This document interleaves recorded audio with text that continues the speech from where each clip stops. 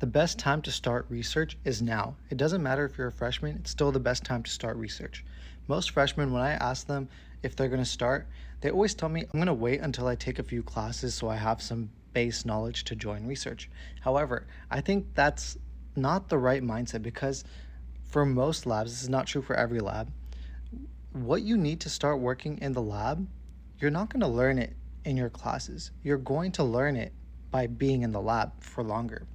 So when labs say that they don't want freshmen in the lab, it's not because they don't have the required coursework. It's usually because, at least this is true in my case, it's because we want someone who's responsible and who we don't have to take care of.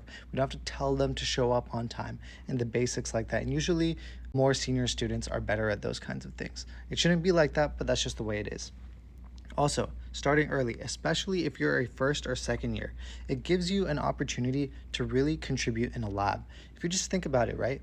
Most PhD students, again, this is mostly true for my department, most PhD students doing full-time research will publish 3 papers over 5 years. As an undergrad, if you want any chance of being a part of this, then you want to be there for multiple years. Does that make sense? If you're only there for 3 months, the chances of you really contributing are not that high.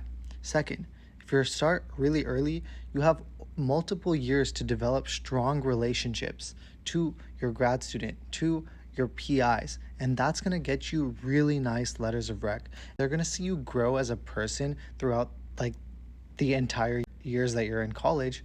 It's going to be so useful for you and your career. Also, who doesn't want to make good relationships with people who are ahead of them in their career?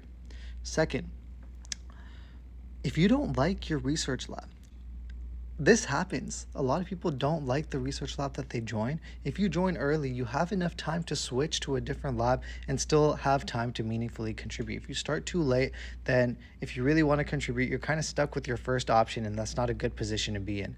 Start research early.